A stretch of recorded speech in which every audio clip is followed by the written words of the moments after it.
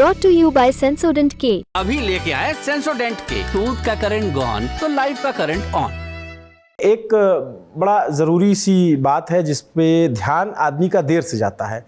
फ़र्ज़ कीजिए कि अगर किसी के पीठ पे चोट लग जाए और वो उसको इग्नोर करे कि नहीं कुछ नहीं हुआ, देखना नहीं है, उसकी तरफ देख नहीं रहा है, तो कई बार वो चोट ज़ख्म में बदलती है और ज़ख्म कई बार नासूर होते हैं। और जब नासूर ज़ख्म 13 महीने का हो जाए तो सरकार को अपना फ़ैसला पलट करके उस ज़ख्म का ऑपरेशन करना पड़ता है। इस बार वैसी कोई नौबत ना आए, इसलिए पहले से ही मोदी सरकार एक एहतियात बरत रही है और किसानों को पंजाब में ही हरियाणा पुलिस ने रोक रखा है। लेकिन क्या चोट लग गई है पीठ पे, क्या वो जख्म बनने की कोशिश में है? और ये तमाम पैबंदों से इतर अगर बात करें तो जो किसान की मांगे हैं और जो बॉर्डर पे, जो हरियाणा पंजाब का बॉर्डर है, वहाँ पे जो कुछ हो रहा है उसकी राजनीति पर, उसके अंदर खाने की बात पर, जो एमएसपी को लेकर के बैठकें हुई उस पे क्या चल रहा है, सरकार ने क्या प्रस्ताव दिए, किसानों की क्या मांगे हैं और किस पे बात फंसी हुई है, और जो आंसू गैस के गोले चले, एक किसान की मौत हुई, उन तमाम घटनाक्रम पे हम इस चर्चा में बात करेंगे। हमारे साथ इस पर बात करने के लिए 4 प्रमुख मेहमान हैं। यादविंदर सिंह जी हैं, मैनेजिंग एडिटर हैं प्रो पंजाबी टीवी के। यादविंदर जी, आपका बहुत स्वागत है। धन्यवाद भाई साहब, बहुत बहुत धन्यवाद आपका। हमारे साथ देवेंद्र शर्मा जी हैं जो एग्रीकल्चर एक्सपर्ट हैं, और देवेंद्र जी आपका भी बहुत बहुत स्वागत है, जो किसानों के, हरियाणा और पंजाब के किसानों के मुद्दों पर बात रखेंगे। जी स्वागत है आपका। हमारे साथ रविंद्र सिंह शेरोन जी हैं, पत्रकार हैं, शंभू बॉर्डर गए थे कवरेज के लिए, हरियाणा में किसान आंदोलन की जो राजनीति है उस पर बात करने के लिए। स्वागत है आपका भी। धन्यवाद। विनोद आनंद जी हैं हमारे साथ, जो एमएसपी की जो कमेटी है उसके मेंबर हैं और राष्ट्रीय किसान महासंघ जो कक्का जी के साथ बनाई गई थी उसके फाउंडिंग सदस्य भी हैं। विनोद जी हमें इस पे बताएंगे कि एमएसपी की मांग को लेकर के क्या अड़चने हैं और क्यों सरकार तैयार नहीं हो रही। स्वागत है विनोद जी। तो मैं जो है, ये मांग क्या है ये ज़्यादातर लोगों को पता है। एमएसपी की गारंटी के कानून की मांग हो रही कि एमएसपी तो सरकार दे ही रही है फसलों पे, उस पर गारंटी की मांग कर रहे हैं किसान, और उसको लेकर ये आंदोलन खड़ा हुआ। 10 दिन से ज़्यादा बीत गए हैं जब हम ये शो रिकॉर्ड कर रहे हैं। मैं यादवेंद्र जी आपके पास सबसे पहले आऊँगा।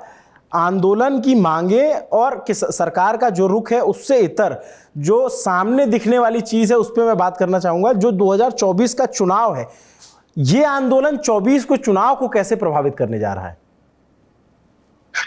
देखिए, पहले भी हमने देखा कि खास तौर पर ये प्रदेश हैं, जैसे पंजाब है, हरियाणा है, राजस्थान है और पश्चिमी उत्तर प्रदेश है, खास तौर पर उत्तर प्रदेश में हम देखें तो यहाँ पर असर पड़ता है। और यहाँ के असर को रोकने के लिए पिछले टाइम भी गवर्नमेंट ने बहुत कोशिश की थी, जब बड़ी बड़ी महापंचायत हुई थी। तो ये 101% है कि अब तक ही मुझे लगता है कि अभी तो चीजें आगे बढ़नी है, अभी तो बहुत सारी चीजें आगे हैं। हालांकि कहा जा रहा है कि कोड ऑफ कंडक्ट लग गया तो चीजें थम जाएंगी, क्योंकि तब क्या किस गवर्नमेंट से वो मांगेंगे, उसके बाद आंदोलन शुरू होगा, उस डीरेल हो जाएंगी। मोदी गवर्नमेंट भी इसलिए मीटिंगें कर रही थी कि मीटिंगें होती रहे, चीजें चलती रहे, क्योंकि अभी तक तो कुछ सफिशिएंट तो कुछ आया नहीं। वो जो गवर्नमेंट ने बोला कि 5 फसलें थी उस पर हम एमएसपी दे देंगे, पर सबसे बड़ी बात यही है कि पॉलिटिकली ये जो एरिया है खास तौर पर, जहां पर चाहे वो जब जाट आंदोलन हुआ था, क्योंकि जाट आंदोलन सिर्फ एक कास्ट आंदोलन था, कास्ट से जुड़ा हुआ था, इसका दायरा बड़ा है, क्योंकि किसान सिर्फ जाट नहीं है, किसान और भी जो लोग हैं बहुत बड़े पैमाने पर, जो ओबीसी कम्युनिटी है पंजाब में, दलित कम्युनिटी है पंजाब में, इवन की हिंदू कम्युनिटी भी है पंजाब में, तो आपको बहुत सारे लोगों को के पास लैंड मिलेगी। तो लैंड से जुड़े जो भी लोग हैं उनमें सब में ये बात चल रही है। इसलिए जो आप राजनीतिक तौर पर पूछ रहे हैं, चाहे वो हरियाणा हो, मेरा ये मानना है, मेरी बात हो रही थी किसी लीडर से, उन्होंने पूछा कि क्या आपका क्या अंदाजा है, क्या हो गया होगा तक। मैंने कहा कि बाकी चीजों में पोलराइजेशन हो जाता है जब बाकी चीजें चलती है, किसानों के मामले में कोई काउंटर पोलराइजेशन भी नहीं होगा। मुझे ये लगता है कि हरियाणा और पंजाब में, क्योंकि ये दोनों प्रदेशों को मैं बहुत क्लोजली देखता हूं, यहाँ पर मैंने पत्रकारिता भी किया, यहाँ आना जाना है, रिश्तेदारियां हैं, तो यहाँ पर बीजेपी का नुकसान हुआ है। फायदा किसको होगा? आम आदमी पार्टी को ज्यादा होगा, कांग्रेस को ज्यादा होगा?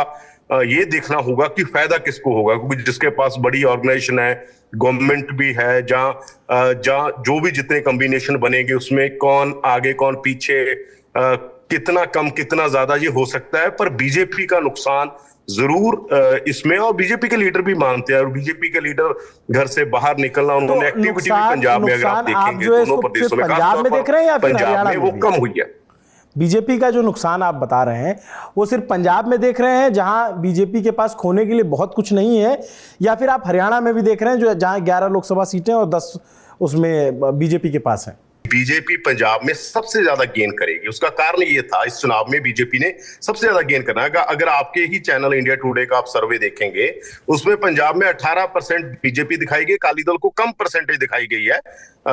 वोट पर जो शेयर है 2024 का जो अंदाजा आपने लगाया, जो आपका सर्वे था इंडिया टुडे का, उसमें भी ये आया है। तो मेरा भी ये मानना था कि इस चुनाव में BJP as a percentage vote share के तौर पर, सीट उसको कितनी आती है कितनी नहीं आती अलग बात है, क्योंकि बीजेपी पंजाब में हमेशा 3 सीटों पर लड़ती थी, अकाली दल 8 सीटों पर, बाकी सीटों पर 13 सीटें हैं पंजाब में टोटल, चंडीगढ़ मिला के 14 है। पंजाब में 13 सीटों से 3 पर बीजेपी लड़ती, 10 पर अकाली दल लड़ता था।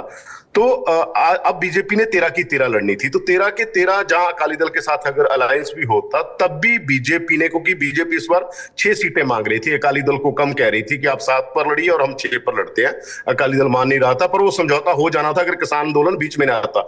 ये भी एक बड़ा राजनीतिक जो आप सवाल पूछ रहे हैं, अगर आंदोलन ना होता, अगर आंदोलन का इस तरह का माहौल ना बनता, तो अकाली दल बीजेपी अलायंस अब तक अनाउंस हो जाना था। वो इसीलिए रुक गया क्योंकि अकाली दल को पता है हमारा बेस है जो, क्योंकि गांव की पार्टी माना जाता है अकाली दल को, किसानों मजदूरों की पार्टी माना जाता है अकाली दल की। अगर आप हिस्ट्री उठा के देखेंगे, बाद में तो अकाली दल बहुत सारा बदला, जैसे बाकी देश में पार्टियां बदली, बाकी पार्टियों की राजनीति बदली, उसी तरह से अकाली दल की भी राजनीति बदली।